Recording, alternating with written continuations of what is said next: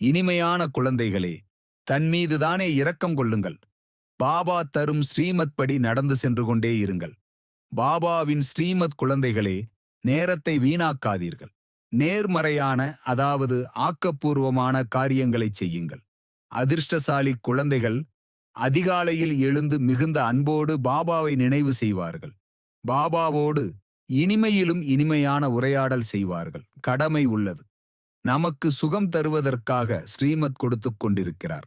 தந்தைக்கோ குழந்தைகளுக்கு வழிமுறை தர வேண்டிய எல்லையற்ற தந்தையும் வழிமுறை தருகிறார். உயர்ந்தவரிலும் உயர்ந்த தந்தை என்றால் நிச்சயமாக அவருடைய வழிமுறையும் கூட உயர்ந்ததிலும் உயர்ந்ததாகவே இருக்கும்.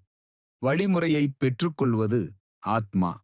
அனைத்திலும் நல்ல காரியம். தன்மீது தானே இரக்கம் கொள்ளுங்கள். தன்னை ஆத்மா என உணர்ந்து தன்னுடைய பதித பாவனர் என்றால் தூய்மை ஆக்கும் தந்தையை நினைவு செய்யுங்கள். அப்போது நீங்கள் பாவனமாகி விடுவீர்கள். அறிந்து கொள்ளக்கூடிய பொருள்தான் ஆத்மாவை அறிந்து உணர்ந்திடக் கொள்ளப்படுகின்றது. பரமாத்மாயையும் அறிந்து உணர்ந்த கொள்ளப்படுகிறது. அது மிகவும் சூட்சுமமான பொருளாகும்.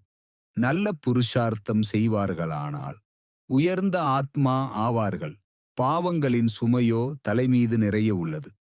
அவற்றை எப்படியாவது இங்கேயே போக்கிவிட வேண்டும். அப்போதுதான் ஆத்மா தூய்மையாகும்.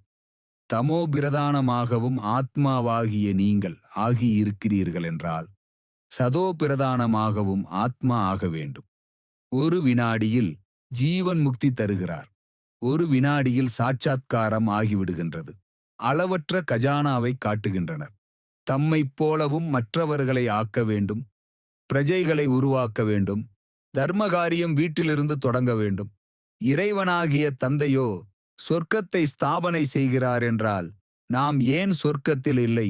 பாபா சொல்கிறாரு, குழந்தைகளாகிய நீங்கள் ஸ்ரீமத் படி நடக்க வேண்டும். யார் பூவாக மாறுவதற்கில்லையோ அவர்களுக்கு எவ்வளவுதான் புரிய வைத்தாலும் ஒருபோதும் ஏற்றுக்கொள்ள மாட்டார்கள். குழந்தைகளாகிய உங்களுக்கு இந்த பழைய உலகின் மீது வைராக்கியம். ஞானத்தை ஆன்மீக தந்தை ஒருவர் மட்டுமே கற்பிக்கிறார். வேறு யாரும் கற்பிக்க முடியாது. தந்தை மட்டுமே பதித பாவனர். அனைவருக்கும் சத்கதி அளிப்பவர். நல்லது.